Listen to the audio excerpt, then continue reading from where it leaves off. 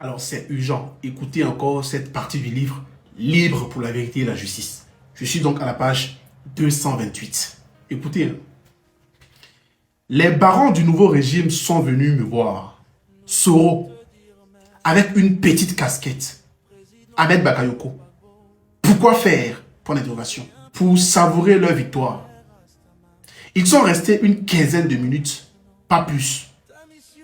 J'ai vu arriver Simone et mon fils Michel, en sang. J'avais vu mes proches se faire tabasser, comme j'ai vu Tagro être assassiné. J'ai vu la ministre de la Santé. Mon ami Sangaré, on les a mis dans une autre pièce. Alphonse Didier m'a dit, le secrétaire général du PDCI, en parenthèse, le parti de Konan Bédié, m'a réconforté. J'ai vu mon ancien ministre des infrastructures économiques, Patrick Hachi, passer dans l'autre camp. J'ai dormi. Pas d'exemple médical. Pas d'interrogatoire. Le 12, Guillaume Soro est revenu me voir. Il m'a dit que j'allais être transféré à Koroko, le jour même. J'ai refusé. Voilà ce que Guillaume Soro dit. Si tu n'acceptes pas, ils vont le faire avec brutalité. Korogo, pourquoi faire? Ai-je dit? C'est dans une maison qui m'appartient, a-t-il répondu. Tu y seras bien.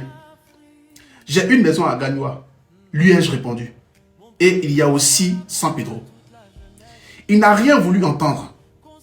Shérif Ousmane est venu et m'a amené brutalement.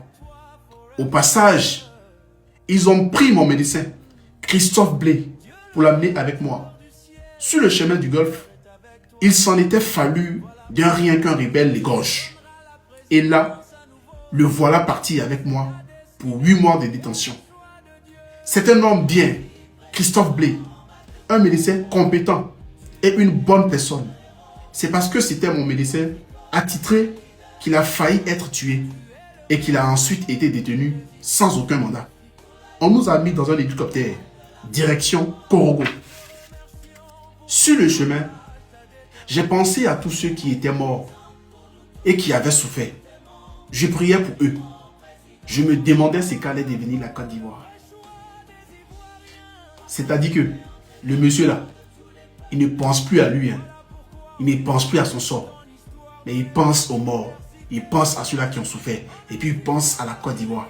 Comment la Côte d'Ivoire allait être après son arrestation, après son kidnapping. Vous n'êtes même pas reconnaissant vis-à-vis de ce monsieur. Non, Gbagbo a fait des erreurs, Gbagbo a déconné, Gbagbo aurait pu faire ça. Il est encore vivant. Ne faisons pas tout ce qu'il faut pour lui rendre hommage. Continuez de le dénigrer. Continuez de l'insulter. Mais nous serons là pour vous répondre. Ok.